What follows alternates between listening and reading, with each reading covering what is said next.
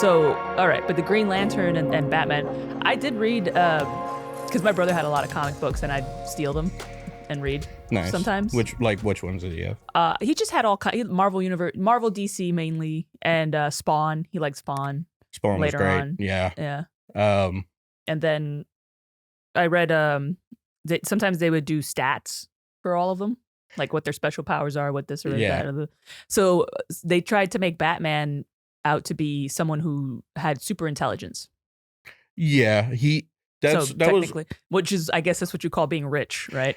Super intelligence, you can afford a think tank. I mean, both him and the Green Arrow were millionaires. And the Green Arrow at one point was mayor of his city. The Green Arrow? Yeah. Yeah, I can see Elon Musk and Jeff Bezos eventually doing that. Which one you think would pick up a bow and arrow? I'm not sure. Jeff Bezos, maybe? What do you think? An Amazon-made bow and arrow? Well, but Elon Musk might do the order it on Amazon. No, it would probably be Elon. He'd probably go and train with Joe Rogan for a good minute. That's what I was going to say, because then he'd appeal to that demographic some more, right? And his fan base, they like cool flamethrowers. But bow and arrow's not that far from that. That was one of my complaints since forever with Batman was he could do basically everything. Like he was a master in everything, but it's not like they explained it in any way. Like he was a master detective, master martial artist, fucking ninja, like super stealthy, could hack most fucking anything, can fly helicopters and planes apparently. Like he can do all this shit, but the only way they explained it is, oh, he went train with Ra's al Ghul in the mountains for like 10 years. And it's like, what kind of training gets you ready for all of that? That's ridiculous. Yeah. He's definitely, when you dismantle Batman, you start to realize that all he is this weird mishmash of all the heroes throughout the centuries. Like going into the wilderness to train with a wise man, that's Hercules. Yeah. Right? The centaur. What else? He knows everything. Detective. That's Sherlock Holmes-ish. Yeah. Right. Yeah. He's just a amalgamation of like all the best like non-superpowered heroes. Basically. Yeah. So interesting. But it would always come down to like I have a weird mind, and whenever I would have these debates with people about like what superhero would beat what superhero, to me it all comes down to setting. So if setting? Yeah. Like, let's say we're going, it's Green Arrow versus Batman. If Batman's coming at Green Arrow and Green Arrow could see him from like a mile away, he's going to set up shit to just pick him off. Like a Rube Goldberg machine of... No, just like... wacky... Each one is like an archetype. Like Batman's like the ninja, the assassin. Green Arrow's like the soldier who can pick someone off at a mile or whatever. So if Batman is able to get the jump on Green Arrow, he'll just set a bunch of booby traps. Batman will probably win if he can get the jump on Green Arrow, like at night or something. But if it's during the day and Green Arrow's on top of a building where he sees Batman coming, he's probably going to pick him off. You really thought about this, huh? I think about it all the time. This is all my mind does. Where do you do your best thinking about superheroes? I mean, really just whenever I'm doing something else, like listening to music, like just jamming out to music, my mind just runs, because I'm working on the nice superhero universe and shit. Like my mind just runs on like constantly, oh yeah, I never thought of that. Like I'll read a new comic book or something, gives me an idea for a character in my world, and then I'm like, yeah, what would happen if this one fought this one? And what if that was, instead of being on Earth, what if it was in space? Like if any DC character gets in a fight with Superman in space, they're done. So let me get this straight. So when you are just camped out... Sorry. All okay. Good. I'm fucking up. Listen, Jay's doing the work. He's got it. He's doing it. So when you're camped out in the backyard of the creek, and you're just sitting there by the food truck, and everybody is just completely fucking out of their minds on Adderall, trying to network and shit, and just all over the place, right? Just being too much. And then you're like that eye of the storm over there, This is what's happening in your head? Yeah. You got a little chess set of all of your... 90% of the time, I'm sitting by myself in the back patio. I am thinking of some world that I created, some intricacy of some character's power and how that's going to work into the story and who their villain's going to be, how the final battle between them is going to go, how there's going to be a twist, like all this shit. This is why I can't have a career, really, because I only want to talk to people like him. Right? I shove past all the Adderall people. I shove their faces out of my way. I go, yeah, nice to see you. And then I go straight to the person who looks like they're thinking about who would win in a fight between the Green Lantern and Batman. It's usually like Clay. And so that's the way it is. Fuck it. Yeah. And that's why we do this podcast, The Turtle Reads. Hey, everybody. What's up? Welcome. Welcome to The Turtle Reads. Listen, so this time around, we're going to be talking about the Long Earth. So that really fits in with this conversation about these worlds. Because the book, if you read it, it's very clear that it's an allegory for the many worlds that exist in everyone's mind, right? And also interdimensional possibility, right? But that's imagination. Yeah. Which you apparently have plenty of. Oh yeah, I have so much fun when I expect like this series just being like, because they go into sci-fi shit with Lobsang and traveling, but also with like Lobsang, that's the computer. Yeah, right. Also one of my favorite teas, Lobsang Suchen. Very nice. I need to try some different teas. I think there's one I might like. Lapsang Suchen I like because it tastes like a leather boot boiled in water for 5 hours. A leather boob? Boot. Okay. Yeah. I heard boob. Oh wow, leather boob. That's I don't know. What do you do when you feel that in the dark? Right? You suckle. It's like, is this a werewolf? Am I fucking a werewolf? It's leathery ass titty. But yeah, he Lobsang is AI that was originally a Tibetan motorcycle mechanic, or at least he got a court to agree that he's human because he could prove that before he was an AI, he was a Tibetan motorcycle mechanic that got reincarnated. Yes. It's so fucking awesome. I love that part of it. Yeah. Yeah.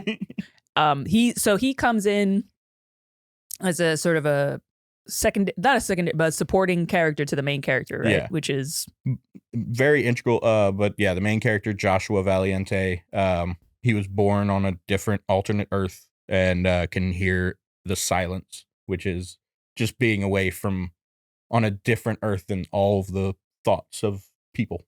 Well, that's what he thinks. Well, yeah. But then it turns out to be something else at the end. Yeah. Which is wild, giant space slug thing. Yeah, giant space amoeba organism thing. Right. It's called first person singular. Right. Well, basically the concept is that it's the one planet in these interdimensional possibilities where the evolution took this turn where it didn't actually branch out into different trees of families and genuses. What is the fucking... All right. I think it would be Geni. I went to community college. Look, let's move Same. on. But I get to be the dumb one. Oh, sorry. Never mind. All right. Well, I did go to an Ivy League after. So, all right. Wait, after I went to the better school first and then the community college. All right. Did? That's way worse. No, that's not worse. Once I got there, I was like, I wish I were back in community college. This fucking sucks. Everybody fucking thinks they're better than everybody else. So this organism basically, instead of branching out into different evolutionary trees, there was never competition for resources. It just kept forming this multicellular one organism. Yeah, like they never broke off. They never fought for anything. It was just one organism, one mind. It was like the entire planet. Almost an algae amalgamation of all the different organisms in the water that just came into one being. So it would just take in everything as it goes, and that would just become part of it. Mm-hmm. And then it just grew and then became able to step to the other worlds and starts taking them all over. Yeah, and stepping is? You gotta explain it. Okay. Stepping is the ability to move between east and west Earths. They're infinite Earths going both east and west, almost infinite. They think it's infinite. And the catalyst to everyone being able to step is scientists. I feel like I'm making you recite something for school. Well, I could just read this off the wiki, but for some reason. No, challenge yourself. Do it. I'm not one of those. Don't let AI do your thinking for you. Okay, what are you gonna be? Fucking. I forget his first name, but something James Lindsay. You got to hit the rhetorical gym, bro. James Lindsay is a scientist, and he comes up with a stepper box, which is literally just a potato in a box wired to a switch going left or right. Well, that's the catalyst. That's the catalyst. He builds a device that is powered by a potato. Yes. That when you click, it's there's a diagram. He showed you. Okay, I showed Gene. I was like, yeah, and Gene actually built stuff. He's like, what the fuck is that? That's but the potato. And he's like, yeah. Okay, I'm curious as to how many people who are fans of this book actually built one of those. I'm sure. I mean, if you look it up online, I thought about doing it. you will find this. They have it in the book. Yeah. Well, no, I mean, if you look online, I bet there's people that have built it, that put it together. Yeah. And there's a picture out there. So you look it up. Yes. And so anyway, so you got this box. This guy builds a box. It has a switch left, east and west, which are arbitrary. Doesn't even matter. And then whichever direction you go is the direction of these Earth possibilities. It's just interdimensional travel. The interdimensions is the realm of possibility. That's how it goes, right? So do you know the fundamentals of sort of the dimensional changes, like what changes with each dimension? Not each one. Right. So you get, I think mathematically they got a way to visualize it. So like first dimension, you would think of it like a dot, right? Then the second dimension, you would think of it as... I just mean after 4. Oh, 4 to 12. Well, 4 to 12. Oh, there's a great video on YouTube that walks you through every single dimension. It's really interesting. I just can't remember. Yeah, I can't remember that shit either. But I also called bullshit on most. On most of them? Well, yeah, it's theoretical. Exactly. But it's an educated guess, and it's an educated guess within the realm of our understanding of things. So that's about as far as we can go. Understanding of our math. Yeah, and what our math translates to. Yeah. So, but it's what we as I guess fourth dimensional beings can understand, right? We're fourth dimensional beings moving through a 3-dimensional space. Right. So, yeah. So then this, it gets to the point where I think, what is it? So the third dimension is all 3 dimensions, right?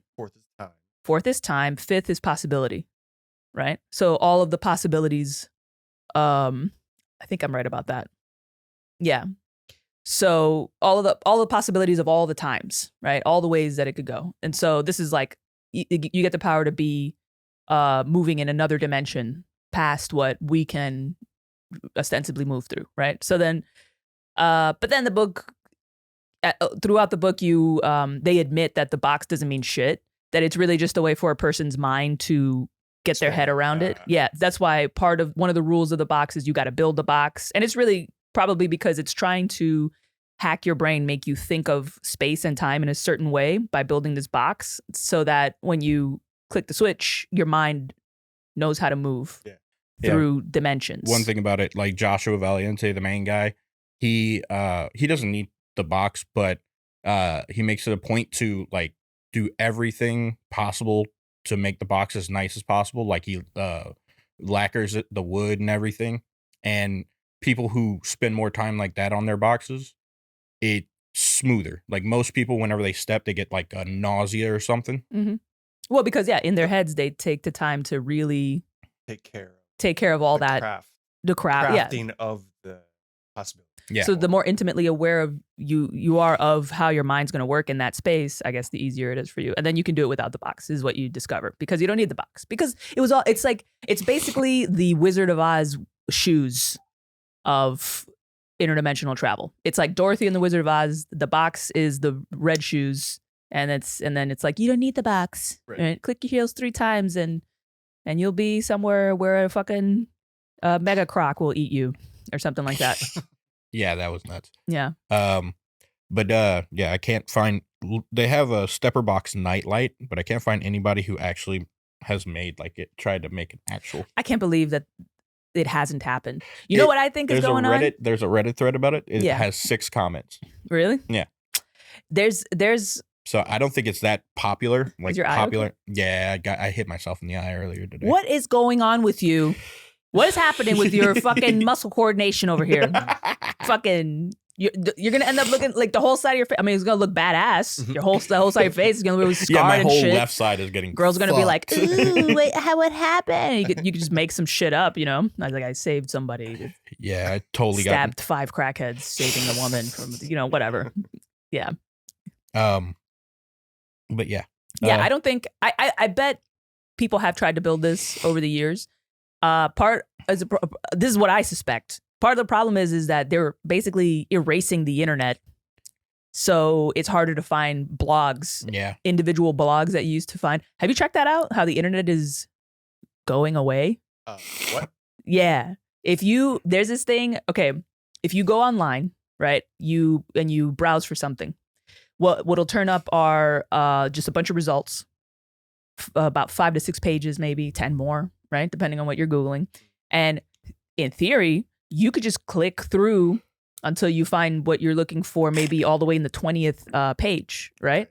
And so what you would assume is that 20th page has results that maybe, I don't know, maybe they're from the early 2000s or something like that, right? Yeah, okay. Then maybe they're from blogs, the pre-social media, right? The reality is that every time you try to click through each one of those pages of results, it stops at 4. It doesn't exist anymore. They're dropping the directory. Is this in the book or reality? No, this is reality. This is real. But that depends on the browser. They're all doing it. They are erasing the internet directory. So you can't find blogs, independent websites and blogs.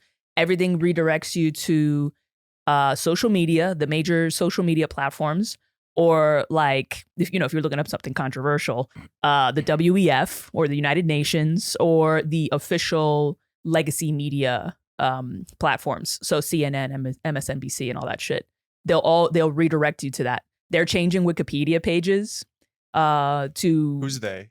I don't know who. I mean, it's probably just the administrators of each one of those platforms, but they're perhaps under pressure from Amazon Web Services, which hosts pretty much most of the internet, right? So if they say, hey, if you don't do this, we're gonna take you offline, you have to do it.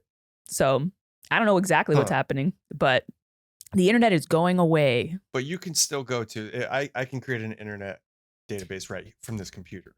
So I can house all the data I need. Yeah, so that if you go to my URL, which is you could type in whatever registrar www.whatever.com and you go straight go there. straight You there. can go there, yeah, but you don't have nearly as much reach. What are you gonna do? You're gonna hand out business cards with it, right?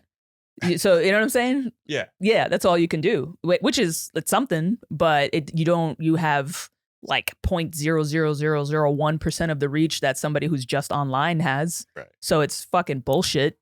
So that's just another way to consolidate attention. That's all. Make money or direct. Yeah, redirect attention. Yeah, we're just in this, and it's also kind of hilarious, because it's all happening within the internet, which isn't real, right? And if you wanted to do something different, just get offline, but nobody will because you need it now. So, that's just kind of where it's just social engineering. Now you got this space where the walls can be changed, right? It's like now everybody's in this maze of experience, virtual experience, where now the walls can be changed so that you go in a certain direction at any given time whenever you're looking up any kind of information, and then this is why books are that nobody's gonna give a shit. So I don't have anything. I have no ambition to convince anybody otherwise. But books are actually probably one of the most important things right now because they're hard copies, they're analog, and they can't be edited by the internet, right? But this is happening at the same time that we're defunding libraries. They're closing. They're gonna start getting rid of books. Yeah, and whenever you're gonna need some actual real life information and shit. It's either going to be, most people are going to be trying to Google it, and that information is going to be very specific as to what the particular people at the top want you to know or whatever. Yeah.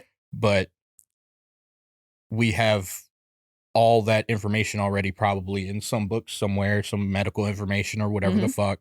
And so, yeah, and goes back to the book. Whenever they went out to the different Earths, they didn't have the internet. So all of a sudden there was a bookseller that they focused on for like, I think it was like 5 pages or whatever. And he's like, yeah, this is where I need to be. I need to have this bookstore open so these people could come and get books on how to farm and how to, what plants grow at what times a year and what soil. Yeah, farmers' almanacs came back and all that stuff in this fictional universe, right? Yeah. But what's happening with the internet is the equivalent of you discover that there's multiple possibility Earths and you can travel to any one of them and you can become secure and wealthy in any one. You can use all the resources. It's limitless resources, right? But they decide that they're not going to let you do that anymore, and you can go to maybe two Earths at best. I mean, right? That's the internet now. That's what they had tried to do. Because the internet is limitless, right? All of the boundaries they try to make, like you don't go further than here, and this is the dark web, and this isn't the dark web. All bullshit. All bullshit. It's all bullshit. It's limitless. Yeah. The internet is limitless resource of data, and potentially it was for just a microsecond. Everybody enjoyed limitless information. And they obviously that's not profitable, or you're not able to control the flow of information like that, right? So for better or worse, it's about profit or control. It's profit and control, yeah. And it's the thing is, it just sucks because I thought about going and get a book face. There's a dark web Facebook. It's called Bookface. Oh, yeah. Yeah, you can get on the dark web. Yeah. Oh, yeah. I have before. I got a Tor browser once and shit. You got to be careful. Yeah, but it's not illegal to get on the dark web. It's illegal to do certain things. Yeah, don't go look at child porn. Yeah. Right? But every single real website has a counter, what is it? Has its own website version in the dark web. Yeah. Right? So you can go to the United Nations website on the dark web. So you could just be on the dark web, and it's the regular internet, but you have to know the address to those things, which is why people used Google, because you don't need the IPA address for anything or URL, right? You just go on Google, it pulls it up for you, a search engine, and it's a directory, right? Yeah. It's an internet directory. So most people don't know how to do anything without it. Yeah. So if Google says this isn't available anymore, it's like people are just like, well, okay, fuck it. Yeah, I mean, solar flare. Yeah. Yeah. Yep. And then books would be back, more prominent at least. Books. Yeah. You think when the internet gets all closed off, there's like books just like the Long Earth will become popular again? I mean, I hope not. Books are so cheap right now because nobody reads. I swear that this is why I say, like, I'm not fighting this fight. Everyone can be illiterate for all I care, because books have never been cheaper. I can get books that were so expensive for pennies now because nobody values them. So, isn't that great? Yeah, I can get the entire works of Shakespeare for like a penny because nobody gives a shit. I love that. That's amazing. Even like libraries don't care. I just got my library card at the Central Library here. They don't have a late fee, like they don't. They don't have a late fee. They don't have. They don't have a fee. They fucking gave up. Yeah, they don't have a fee. Please bring it back. Yeah, just come. No, please, you come back. Yeah, please. They were literally like, okay, you're checking this out for 3 weeks. We don't have a fee if you don't bring it in after 3 weeks, but we will send you notifications. And I'm like, cool. All right. I can just basically keep all this stuff for however long I want. Yeah. Well, because before a library, you wanted to go to the library. Yeah. Now, only the homeless want to go to the library. So, and it's fine. I don't care that they're there because they're generally quiet and they keep to themselves. But it's whenever I went to get my library card, there was a homeless lady who was getting in the elevator that I was getting out of. She's like, "Oh, that's a nice beard. I've been trying to grow me one of those." I'm like, "That's hilarious. That's great. That's a great interaction." Okay, lady. It was great, but they have a rooftop garden, and I went up to go and read a book and smoke a cigarette, but you can't smoke a cigarette. Yeah, that's the only they got to change that. Like, what do they want people there or what? Yeah. Dude, I'm like, I would be here almost every day if I could just sit up here in this garden and smoke a cigarette. It's on a roof. Do that here. Yeah, but there's no garden back there. Libraries. And also, it's a library. I could literally just go walk. Yeah. And also, they have 3D printers there. It's a pretty nice library, honestly. Yeah. Libraries are great, but nobody reads. Yeah. So nobody gives a shit. You know, it's the library now. They're trying to keep it a safe haven for like minors and the homeless. Not a good combo, but they make it work. Yeah. Somehow. Yeah, they had a board game section. And I thought I could check out a board game. And so I brought it out to check out, and the guy was like, yeah, I don't know why they allow people to just walk out with these. You can't check out a board game. And I'm like, that makes sense. People are just going to lose pieces at their house and shit. Yeah, but I was about to check out a board game called Secret Hitler. Secret Hitler? Yeah. Hell yeah. I've heard so many things about it that it's hilarious. Isn't that just Facebook? Everyone's like, are you secretly Hitler? Yeah, basically. Yeah, it's I don't like how you disagree with me. I think you're secretly Hitler. They just leave out the secret. Call people Hitler. Yeah, you're just straight up fucking Hitler. Yeah. Well, you know. But that's good though. But look, libraries, they would have to basically compromise on everything they stand for if they want to survive. And they're going to have to. They're going to have to open up bars. They're going to have maybe like a strip club. Yeah. They're going to have I mean, most have a cafe liquor already. licenses. Yeah, they got a cafe in the day, you know, like a cafe. This is a great idea. Right? Exactly. And I've always thought that. I'm like, the library needs to step it the fuck up, right? Because they are not cool.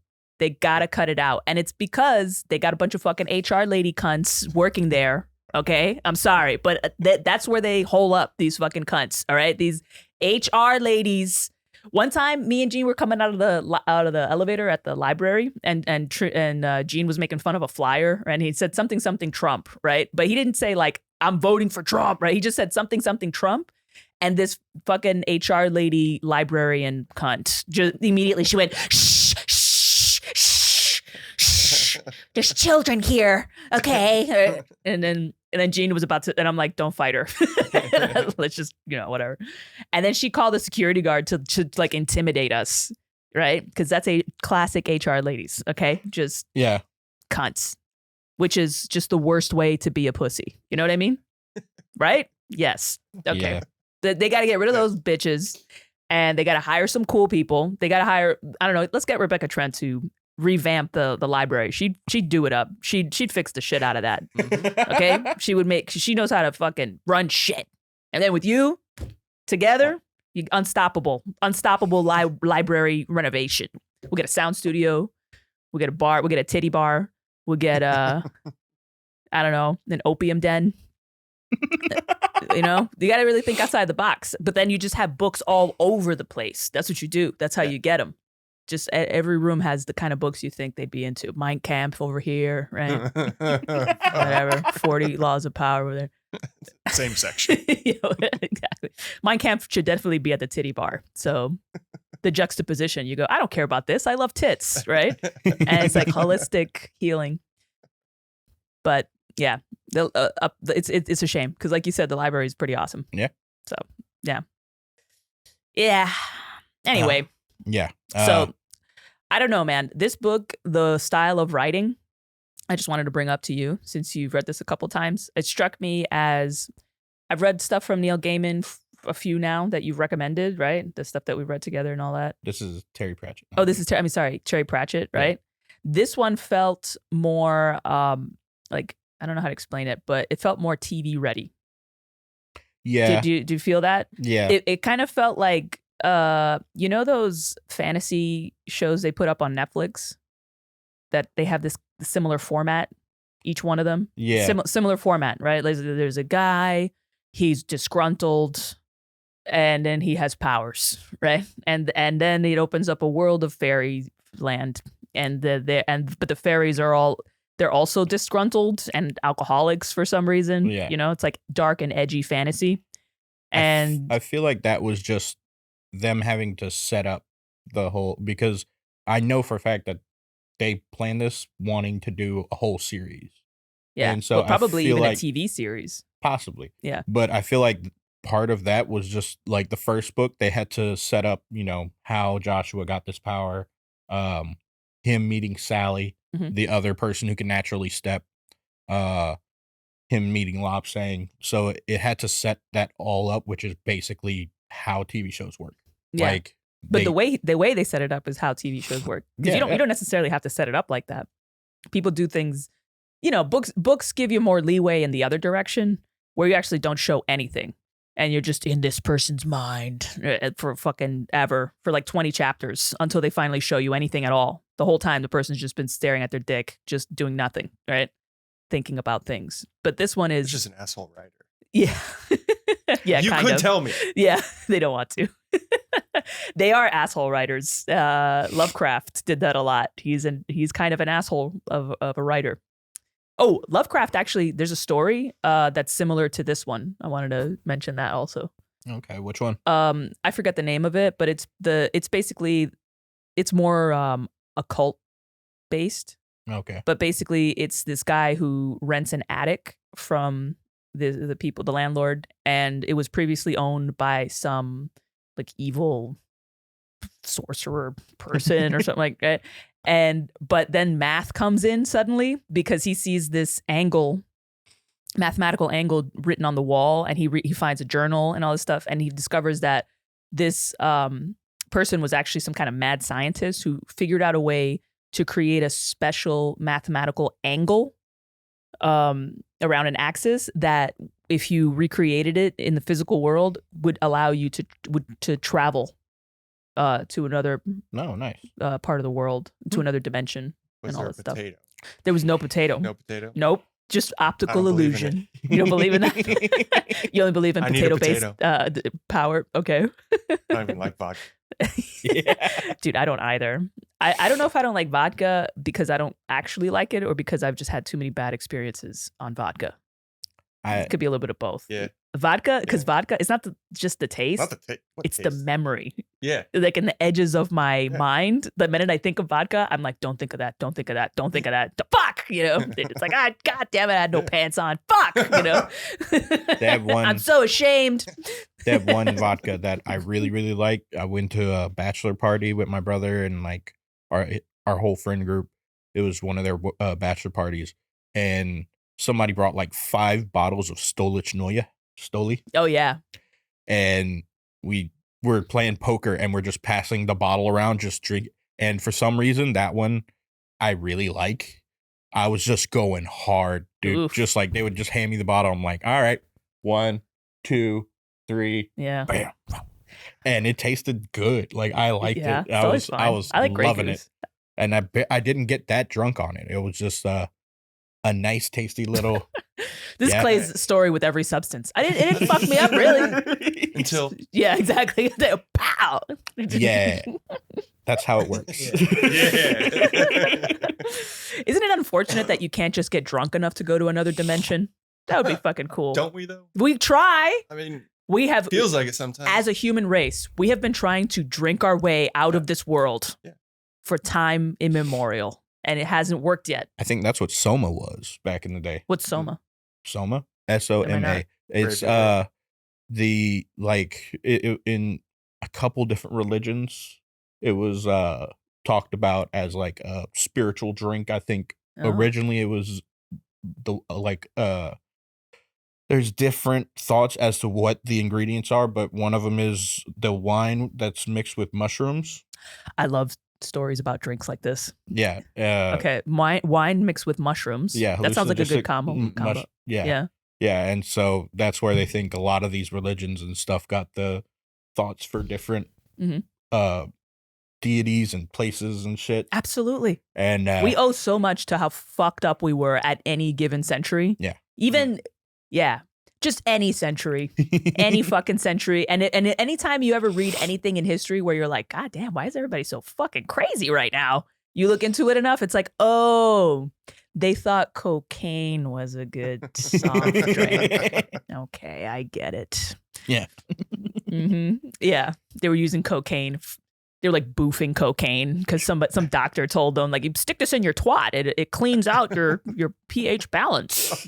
Fixes it. Yeah, no, doctors at one point, I saw a thing recently. This is way off topic, but there was a doctor during the Wild West times who literally would say that he could fix diseases by stitching testicles onto places. Like he tried to cure someone's cancer by stitching testicles, not even in like the place where testicles normally go, just somewhere randomly on their leg, and was like, yeah, I'm gonna solve it like that.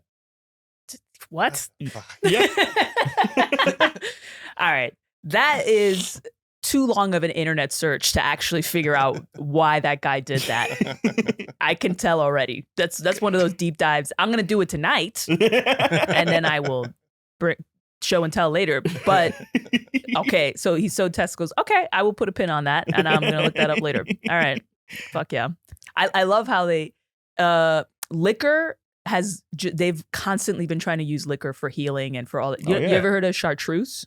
Yeah, chartreuse is he's Louisiana.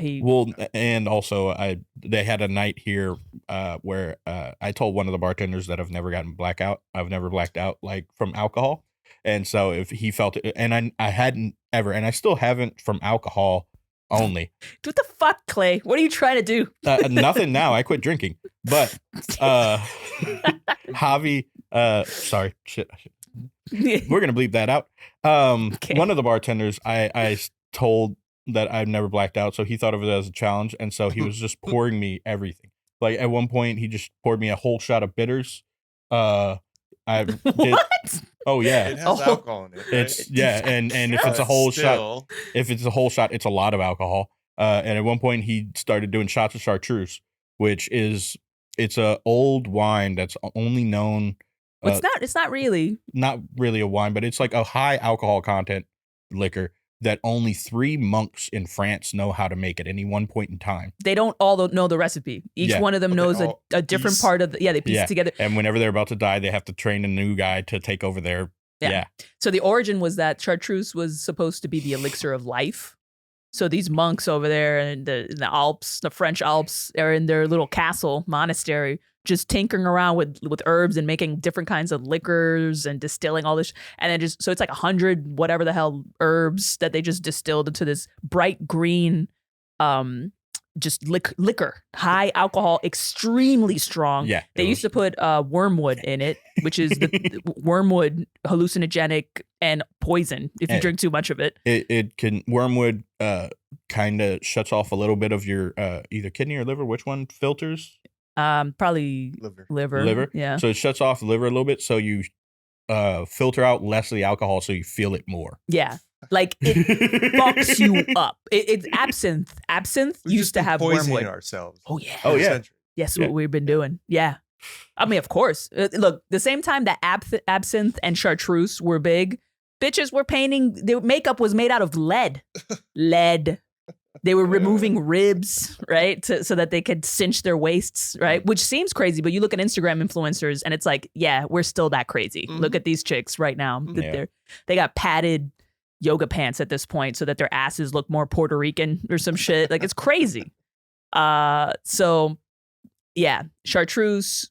I never saw it in New York City till I got to one bar downtown, and I finally got to try it. I was really excited about that. They have some here. Really? Oh yeah, hell yeah. That's how they got a green one and a yellow one. Networking with everybody. Yeah. Dude, give me a glass of chartreuse. I'll make it. I'll finally make it. Make something of myself. It's pretty good, honestly. I enjoyed it. You should try it. So you never heard of it? No. Yeah, you should try it. Okay. Interesting history or whatever. Threat. You should try it. Oh, we'll make you try it. Yeah. We'll intimidate you into trying. Why don't we all just try some on Saturday? My drinking day. I mean, y'all can, and I'll take some mushrooms or something. Yeah, okay, yeah. You take. So you're not drinking at all? No. I especially after Halloween, I'm like, I'm not gonna give myself a cheat day. I'm not gonna give myself an out for a random day, holiday, or anything. I'm just not gonna drink. Yeah, the best thing to stop doing something is exactly when everyone wants you to do it. Honestly, and anytime I've ever quit something, drinking or whatever the fuck, it's always been where everyone's like, hey, but it's fucking Thanksgiving. It's the JFK assassination anniversary. Come on. Right? I mean, that's one I would actually like.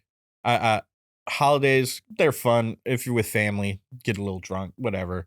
But The JFK. interesting shit like JFK assassination, I would have so much fun getting drunk and just deep dive all the new information that's out about it and shit like that would be fun as fuck. Every shot you got to take is back and to the left. You got to take every shot like back and to the left, back and to the left, back and to the left. God damn it. That is fucking great. Oh my God. Dude, my dumbass brain. I'm thinking of taco neck. I'm like, why would you go? Fucking retarded. No, it's good. It's even better that way when you go, oh yeah. Oh, I love that. God dang it. Now you make me want to do that next year for the anniversary. Sweet. What's the shot? Yeah, that is there some kind of like something some Irish Catholic one? Oh no, wait, is he? Yeah. Is he Irish Catholic? The car bomb. A car bomb. Yeah. Oh. But what's the special grenadine for pink mist? Is there any for the pink mist? Is there a shot called like a bullet?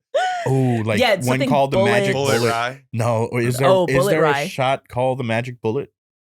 I don't know, because that was the theory, the magic bullet theory of why there was they found a bullet on the road, because they said that it or they found a spot where the bullet apparently ricocheted off the road and then hit him. They were trying to say it was one bullet, but it was clearly there's a few bullets shot, right? You know, and so they had the magic bullet theory that this one bullet ricocheted off this road. I know the theory. Yeah.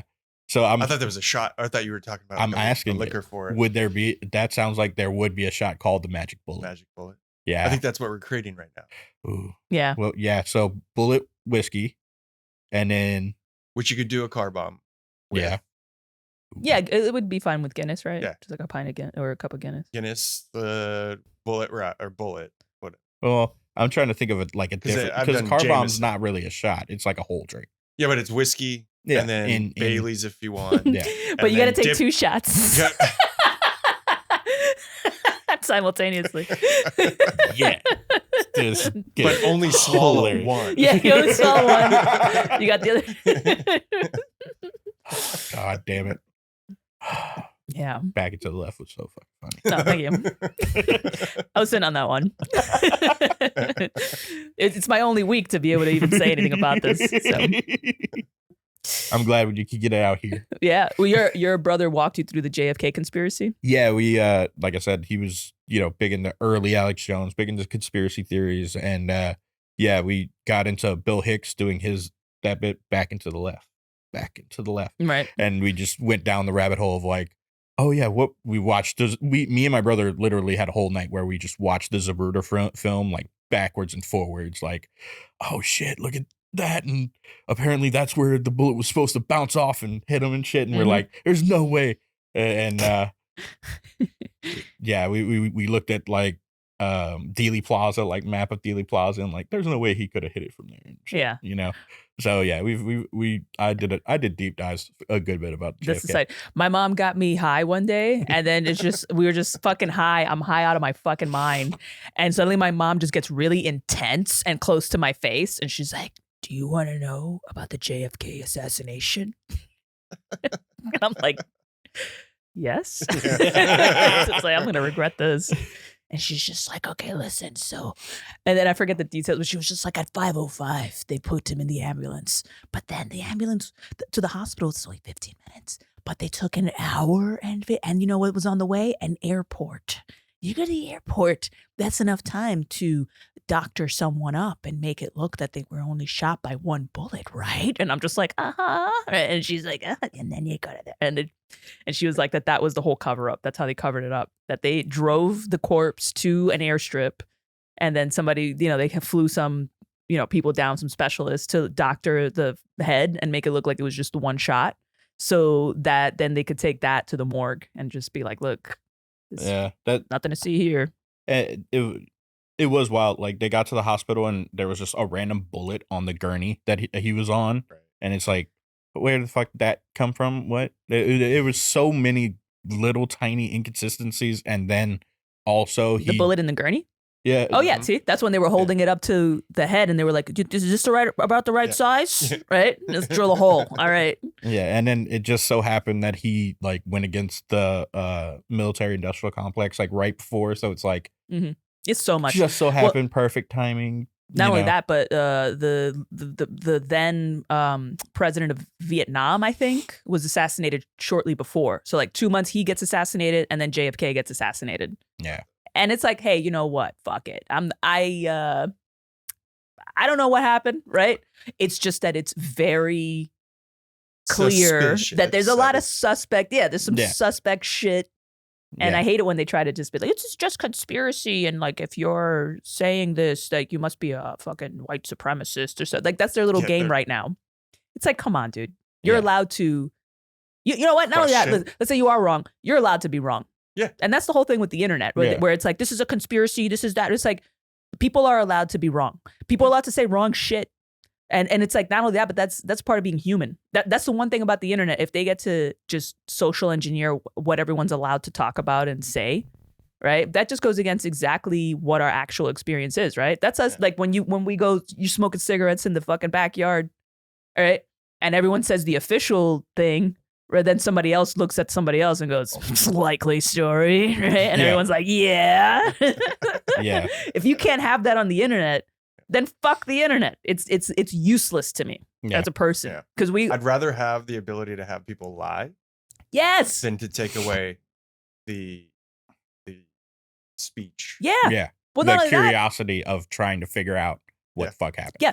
We have to figure it out. We got to do that fucking work. Nobody should do the work for us. Yeah. Also, you got to be exposed. The more lying you get exposed to, the better you get at seeing it, right? It's like, it's like nature. Yeah. It's natural selection. Trial and error. You get fucked over by like source after source. You figure out, oh, this is what these sources are doing to try to trick me and push this narrative, but really it was this. So let me avoid people who use like wild headlines just to catch your attention or whatever the fuck. Well, you start to notice the pattern of speech and shit in certain kinds of lying. Yeah. And that's good. Yeah. Right? Some people, they get early training with their fucked up families. Yeah. But other people don't. So they just need exposure to constant psychopaths to pick up on it, right?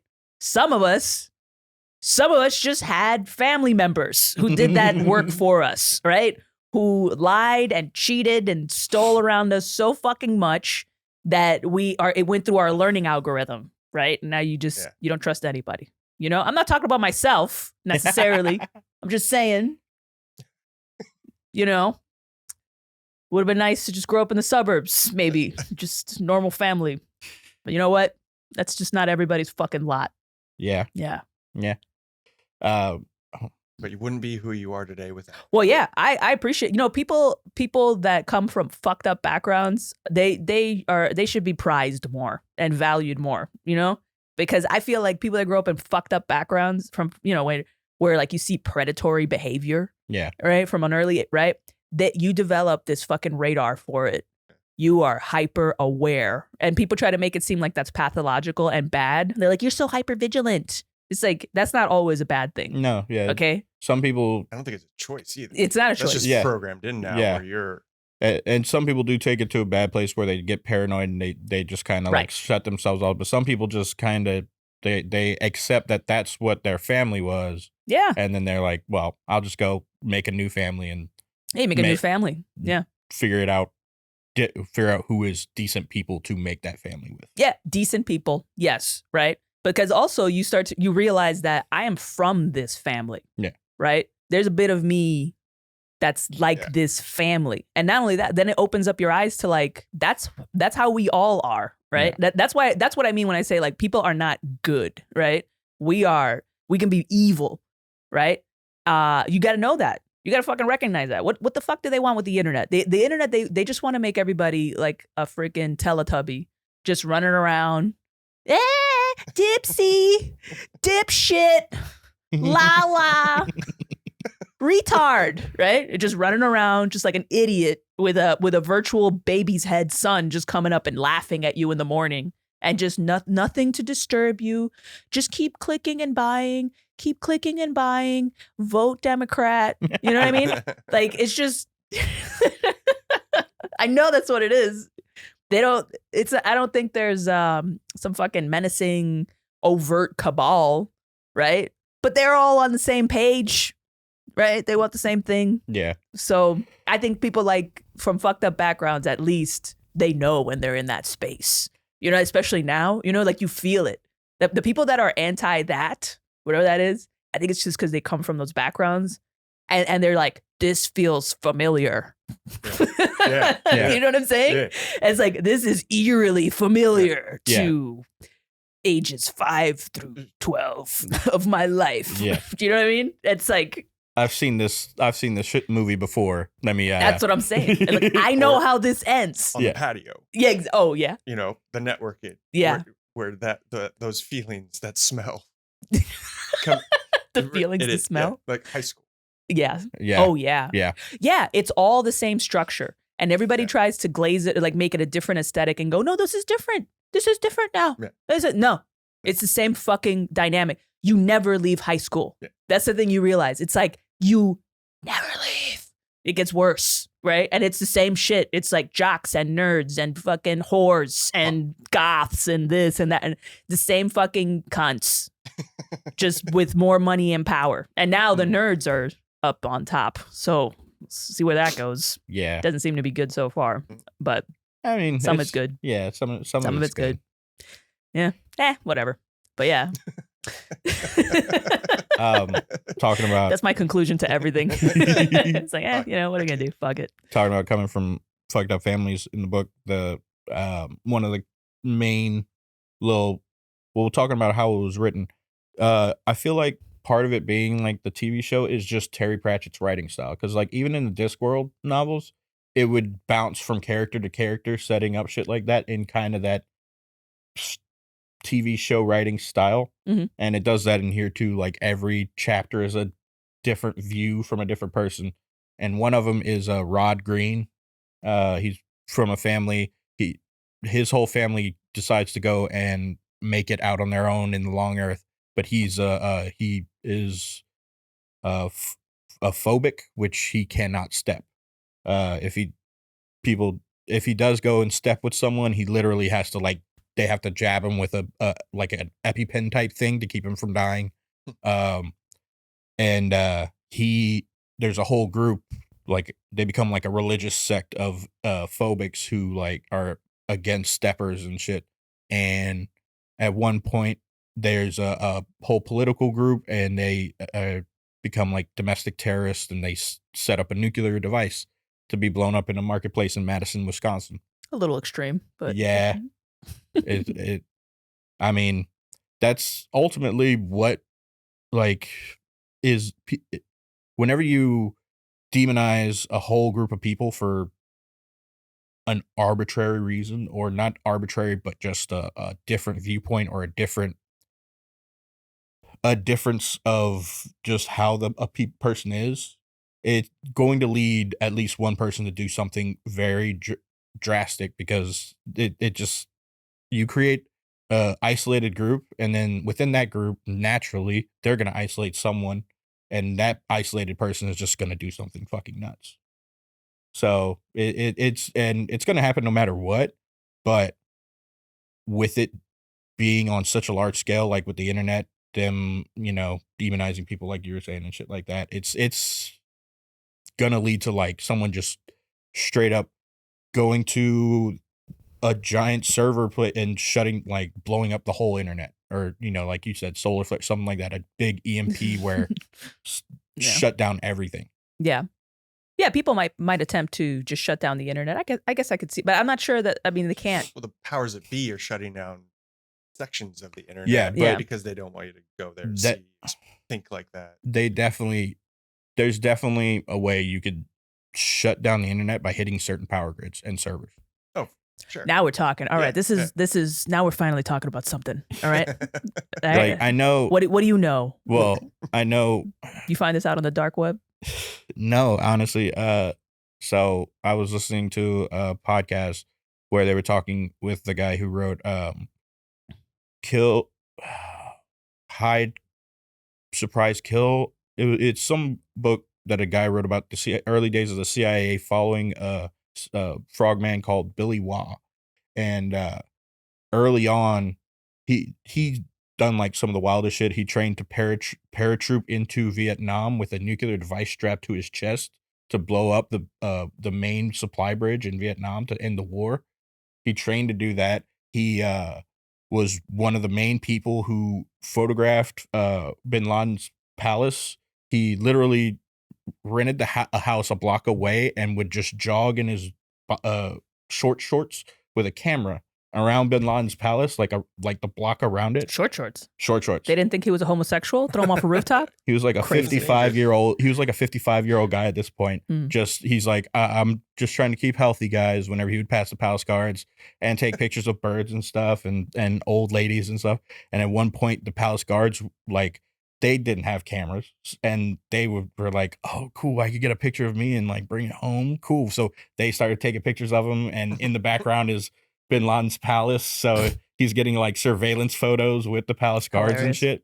So at one point he was talking on the podcast, and he's like, he had intercepted some information that there were Chinese operatives who, like, this is in the 80s, were figuring out exactly what power grids were needed to be hit to shut down up to 75 to 80% of the country, including the internet. Internet needs power. Well, no, I'm saying like what power grids and servers. So like completely wiping out access to the internet, even if you get the power back up, which would shut down most cities, even if you get the power back. Like most cities nowadays run off like automated shit and all this. There'd be no like traffic lights anymore.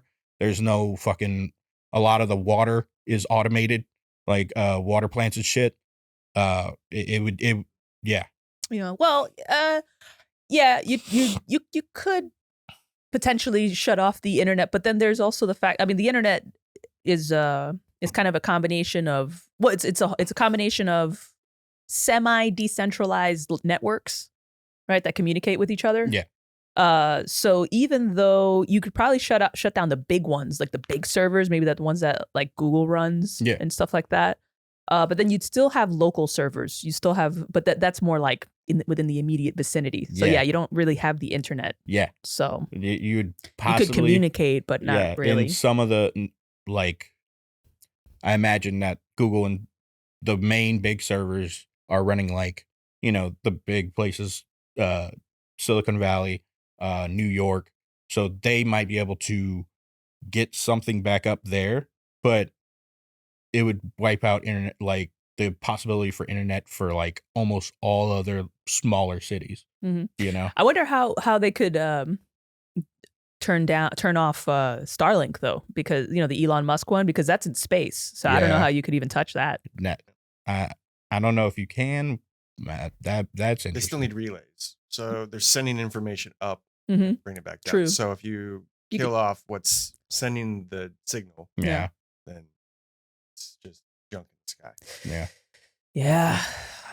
Look, I don't know about a terrorist attack, but it would be nice if we had one day of the year holiday where there's no internet. Where the fuck is this going? Oh, no internet. You're like, where's this going? No, I mean like legally. Like not shut down although shutting down the internet illegally, like a terrorist attack would be exciting, right? Yeah. And chaos and you could just play a harp, watch Rome burn, all that shit. But it'd be nicer if the whole world would just shut it down. The moment that any control government bureaucracy said that, everybody in this room would instantly say, "Fuck that." Yeah. Even if it was for good, you'd be like, "No." You say that it seems good now, but if a government, if a politician pitched that idea, you would immediately get suspicious and be like, no, fuck absolutely this. not. Yeah. I meant more like a holiday, I guess, is what I really meant. Like a socially like international accepted solidarity. holiday. Yeah, we're not going to use the internet today kind of deal. Would be better. Now I'm looking at you going, who the fuck are you? Yeah. You ain't that would have to that's more like, it's like Christmas, right? That would have it's like to there's Christmas. You don't have to celebrate Christmas. but it's Christmas. Yeah, that would have to start as like a very grassroots, like Cyber Jesus. Cyber Jesus. Yes. That would have to start as like a very grassroots thing of like one town deciding, hey, this day we're all going to do it, and like then they would have to grow out of that. Like, it would be pretty cool. That I think that would be honestly pretty. I would like to see that happen. Yeah, it's not ever going to happen. End up not Probably trusting not. them. Yeah, you can't trust like what mass mobilization. Ulterior motives do you have on that one day? That no. Well, not ulterior, but also like don't say like just how they might take advantage of that, or who might take. Well, I don't know how you could take advantage of. What's their nobody agenda on the internet though? How what could you get away with? Well, promotion, like someone who can't really promote on the internet or whatever, like marketing and shit, in-person marketing, like good. People not on the internet, like that would be nice, right? They're probably going to be walking more on the street, and so the local, it would be good for like local mom and pop shops to just go walk outside and hand out a flyer. People are actually off their phones and get a flyer, and it's like, oh shit, something's happening. So like for that one day, that's their major marketing day. Yeah, you're right. It definitely shouldn't be compulsory. Yeah, I didn't mean to imply that. That's just what to do. That's a remnant from my fucking commie college days. You know what I'm talking about? So sometimes my speech gets ahead of me. Yeah, you went heavy China there, right? Like, no Let's internet. turn out the internet off. Let's turn the internet off and eat dog. Dude, Canada apparently Canada, they're like limiting what websites in Canada you can go to. Like the government Canada's doing everything wrong. Cutting like Canada's doing everything that it's like, you see? It's wild. Don't be like them. Dude. And then they just apologize. Sorry, eh? Yeah. They say sorry so funny. We just like, all right. I mean, the comedian was arrested. Yeah. That was trippy. That was recently? Because it happened a long time ago. Yeah. Also. Yeah. Yeah, he got arrested for saying something. Yeah. And he had a long legal battle. I think it ruined his career. And he had to find him like $10,000, maybe more. Him. And then, I mean, dumbass should have come to US. Yeah. Well, that's why they're coming here. They just come down here. They had that British kind of comedian, but he did more just like viral videos. He had one, I forget what his name was. It wasn't Cat Turd. I forget who it was, but he made a viral video where he made his dog, who's a pug, Heil Hitler. Oh yeah, I saw that. Yeah. They put him away too. They arrested him. Yeah, straight up arrested him. That is hilarious. It's so cute. It's the Hitler cutest dog, hilarious. Yeah. Also, that's the furthest from hate speech. Yeah, that's actually very anti-Hitler. Right? The more ridiculous portrayals of Hitler you make, the better. Yeah. Right? Just anyone, Hitler blowing a guy, right? Hitler porn, right? Just do it. Do it, right? Make it stupid. Hitler dog, that's great. Don't make another document. Also, the movie, The Producers, you know that movie? I do. Right? And it's Springtime for Hitler, the musical. Oh, yeah. That was the premise of it, that these guys put on they wanted it to flop so that they can collect insurance. It did not. It was successful, and it was Springtime for Hitler, the musical. Nice. And in it, they had the birds. This guy, the writer of the script, kept pigeons on the roof, and he trained the pigeons to Heil Hitler. And it was in the movie. It was hilarious. Yeah. So what this guy did with the dog is it's from The Producers. Basically. It's a hack. It's a hack thing. It happened. Yeah. They did it already. They had a sitcom, one episode of I think it's called Life with Hitler. Oh yeah. Oh, I saw. No. Yeah, like Honey, I'm. Yeah, it's like I Love Lucy. It's like a play on with Hitler. Honey, I'm Home. Yeah, it's Hitler and Ava Braun. They live in a house. They have next door neighbors.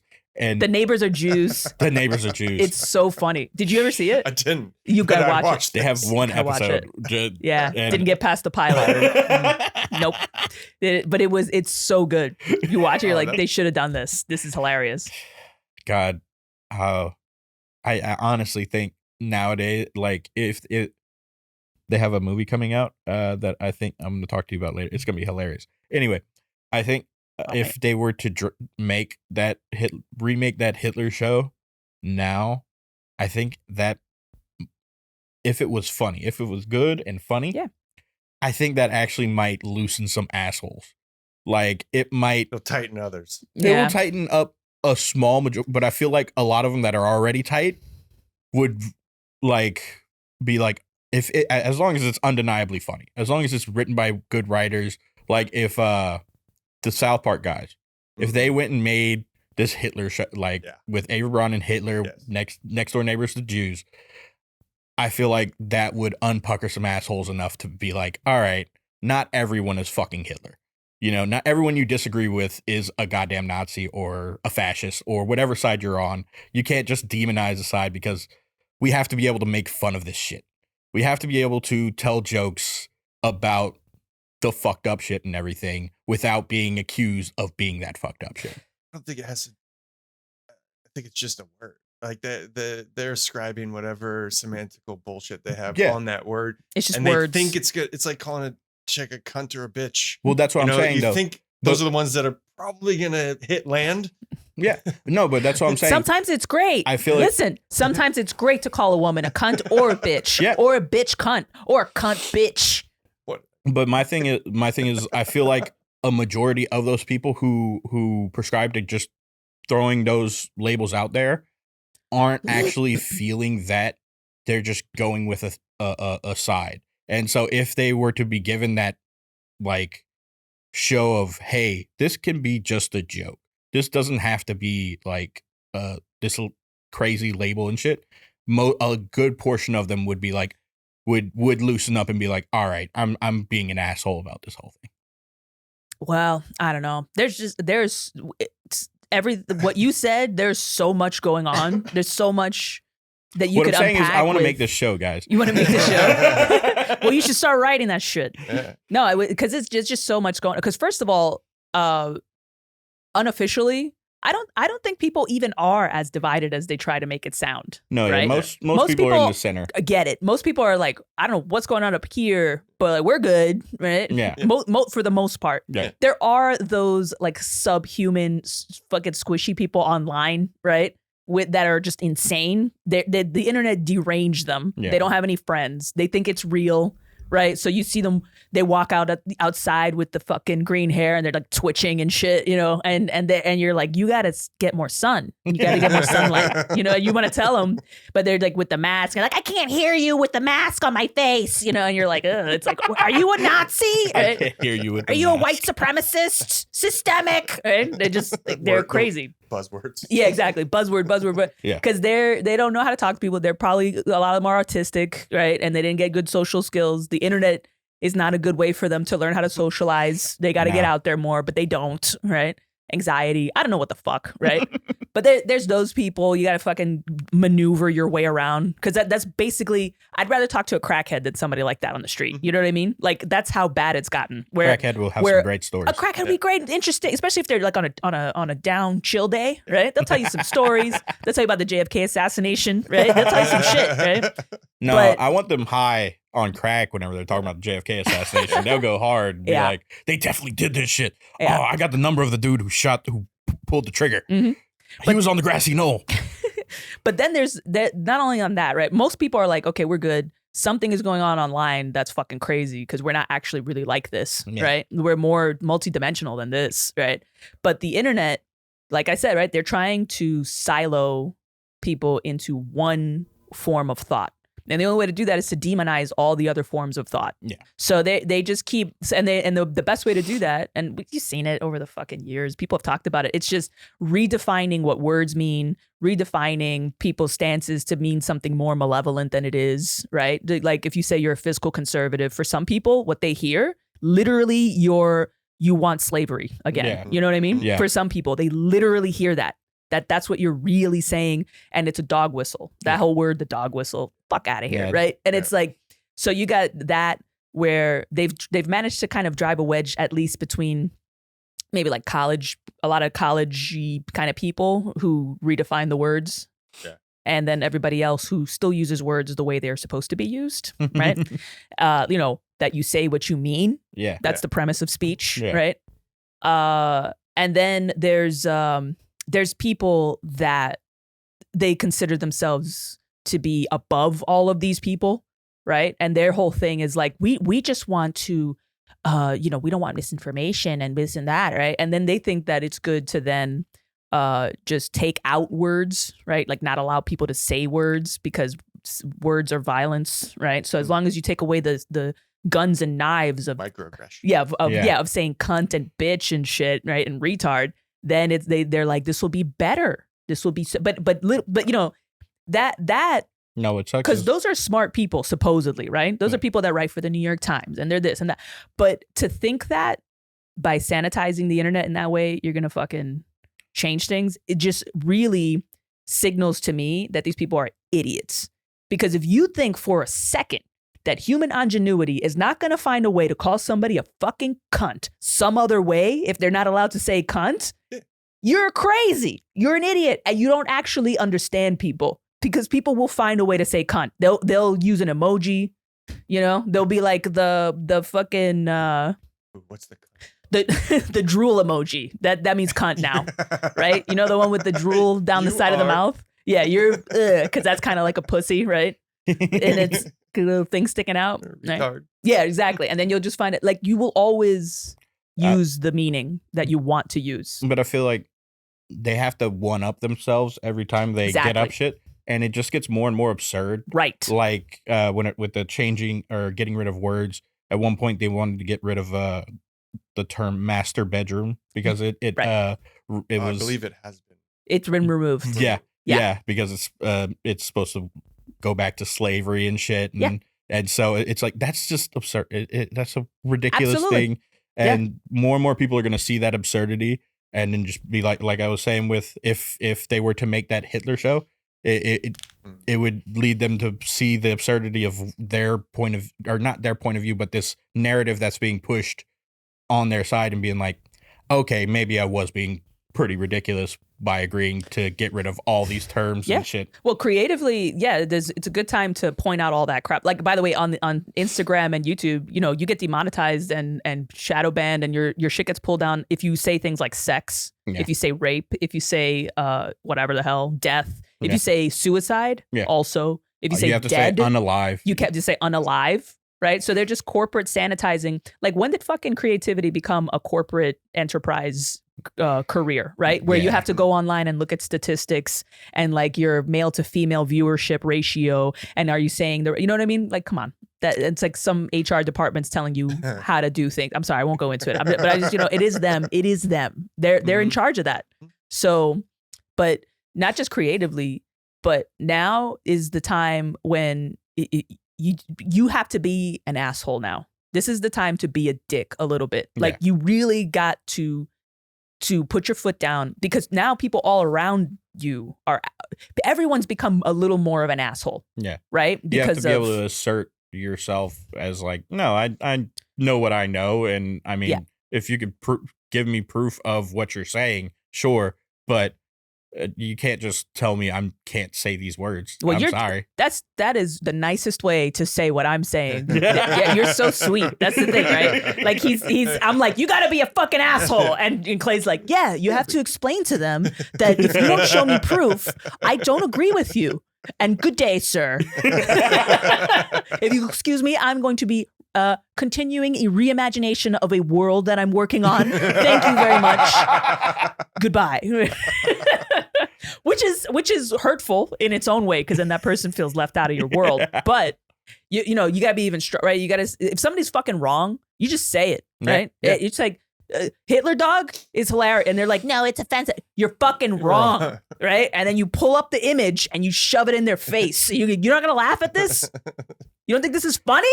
I had that with a friend. Whenever I moved to Seattle, I moved in with a really close friend of mine for a month until I got my job. And I at one point, you ever heard the band Alien Ant Farm? Yeah. Right. They have a music video for one of their songs where they crashed the BET Awards. It's like fake. They didn't really crash the BET Awards. But I showed this music video to her, and she's like, well, that's kind of racist. This is kind of their thing. And I'm like, what are you talking about? Like, the whole song is about everybody joining together and like having fun together as a group. And they're like, yeah, but this is their thing, and they're like taking away their day. And I'm like, you see what I'm saying? First of all, she said it was racist. not all rappers are black. Like, and then it was just ridiculous. I'm like, no, the whole point of the song is to get this other group of people to join in on their fucking in their like jam, their fun and shit. It's not a bigoted video. Like, this isn't. Yeah, it was Run DMC with Mick Jagger, right? Where they made that song. Walk This Way. Yeah. That would have been considered a microaggression. Yeah. Now, when it's just the fusion of two popular forms of music coming together to make something cool and new and fun. Yeah. Right. So, but that's what they don't want. Yeah. They don't want people making their own new cool fun. They want to sell you new cool fun. Right. But the only way to do that is to say that this is new cool fun. What you're doing, racism. I'm sorry, but you're literally Hitler. Okay, I'm sorry. This is new cool fun, which is so lame. Yeah, and it's so obvious that it's corporate. You know what I mean? Mr. Potato. Yeah. What about? And they changed it to whatever the fuck. Yeah. Oh yeah. Yeah. Now exactly. It can't be Mr. Exactly. No, yeah, it's just Potato Head. Is that true? Yeah. Yeah. Yeah. They got rid of the Mr. It's a non good callback gendered potato head. Yeah. Exactly. And then going back to the new cool fun thing, fucking South Park with the Pandaverse. Mm-hmm. Make it a woman, make her dumb and gay. Make it a black woman. Make it lame and gay. Put a black woman in it and make it lame and gay. Right? Yeah. Because it's perfect. That's exactly right. And it's like, and this is fun. And it's like, no. So that's what I'm saying. It's like, they try to make it seem like, oh, the world is polarized. And it's that, no. Okay? Corporations are just trying to do what they always do, make fake problems so they could sell you fake solutions. Yeah. Don't fall for it. Say retard. Melissa out. Vote for me 2024. On the next episode, Melissa says the N-word. Yeah. I'm building up to it. I got to bring my Ancestry.com results for that one, though. We need proof. So that you know that my paperwork is all tip-top. 35% black works, right? I think so. I can attest to her cooking that she's not white. So thank you. So yeah, she could say it. I'm pretty sure. I don't know. I can't say it. Okay. All right, I'm gonna say it. Are you ready? 1, 2. Can we just cut the episode? Yeah. That'd be hilarious. That would be great. We should probably cut it there, right? I don't know. Should we keep going? I don't know. How long have we been talking? It's fun. It's an hour and 20. We should end soon, if not now. All right. Well, okay. I'll just cut. Can we cut around? Yeah, can you? Up until right now, and we'll go back into it. We'll just do a black screen. To the N-word. For sure. Yeah. All right. Just Clay be like, oh my God. Whoa. All right. So, yeah. So what was, oh, God damn it. I had a question to ask you. I'd ask you outside. What do you think with this will be hilarious. If that right now, somebody put a diagram on the internet of a stepper box and it turned out we could really step. Do you think Israel and Palestine could come up with an agreement about splitting up Earths between each other? And probably not. See? Probably not. They probably just keep going, these fucking assholes. At this point, they fucking love it. They're like that married couple, and you're like, this is awful. You guys, but then you realize, it's like, that's their dynamic. Who's afraid of Virginia Woolf? You're like, no, this is what you do. You guys are sick. Yeah, it's just like a generational fucking fight at this point. It's Hatfields and McCoys. It's blood feud. It's a blood feud. And we all know it. That's the thing I like about humans, right? Everybody feels it in their core. You're like, this is a blood feud. We can't fix this. Yeah. Just like that's ours. No, it's ours. Yeah. People are just kind of like, that's when we all just become cows. You're just watching the bucks or whatever. I don't know, the bulls fight. And you're just like, all right, should we step in? Maybe not. Well, all right. On that question, I think we'll end it there. On the question of Israel and Palestine in a multi-dimensional, accessible set of worlds. Yeah, okay. Sounds good. Fuck yeah. Later. Bye.